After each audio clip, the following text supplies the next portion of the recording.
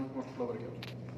النهارده هنتكلم على نظام صرف أرضية البدرومات. أولاً أرضية البدرومات دي أنت استخدامك عندك جراج، فمحتاج غسيل سيارات، حاجات زي كده، ومية مطر نازلة في بدروم. فالمهم في النهاية لازم يكون في عندي ميول في الأرضية تقضي لي غرض إن هي تجمع لي دايماً أي مية تدخل البدروم لازم تتجمع وتروح على شبكة الصرف مباشرة.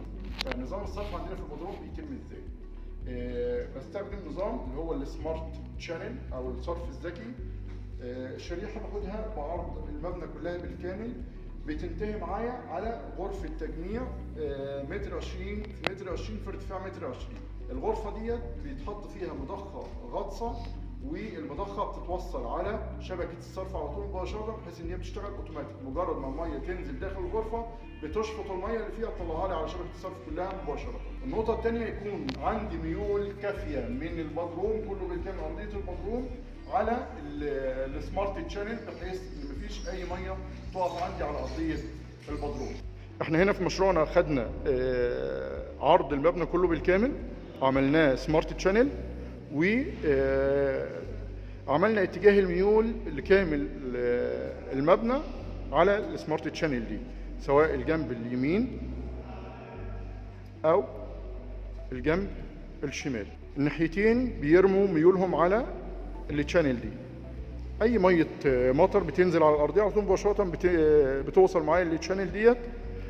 وبعدها النقطه الثانيه ان انا نهايه التشانل ديت بيكون عندي غرفه تجميع ميه. الغرفه ديت بيكون ابعادها متر 20 في متر 20 في ارتفاع متر 20. الغرفه ديت لو احنا عندنا حمامات في البدروم ممكن نحطها عليها هي كمان، بس في حاله ان انا هشبك عليها حمام لازم اعمل جليتراب عليها يمنع لي رجوع الريحه اللي هو قدامنا ده بيتقص منه جزء بعد كده وبينزل بمستوى تشطيب ارضيه البدروم. بيكون في الغرفه ديت غطا، الغطا ده بيتحمل يعني كفر عربيه او اي حاجه تقف عليها. الغرفه ديت بنحط فيها مضخه غطسه. المضخه دي بتشتغل اوتوماتيك، وبيكون فيها واحده سبير برضو، بحيث ان لو واحده عطلت الثانيه تشتغل على طول اوتوماتيك مكانها. المضخه الغطسه ديت بنوصلها بشبكه الصرف الرئيسيه عن طريق الخط الصاعد ده، بيوصل معايا لشبكه الصرف اللي فوقيه. مجرد ما رفعت الميه من الغرفه اللي تحت حطها لي في شبكه الصرف، اوريدي بعد كده بتصرف باقي الميه عن طريق الجاذبيه من المستوى اللي فوق. النقطه اللي بعد كده تشطيب ارضيه البدروم مهم جدا، عشان يصرف اي ميه تيجي عليه على طول مباشره، ما فيش ميه تركن عليها. لازم نشطب ارضيه البدروم بالهليكوبتر.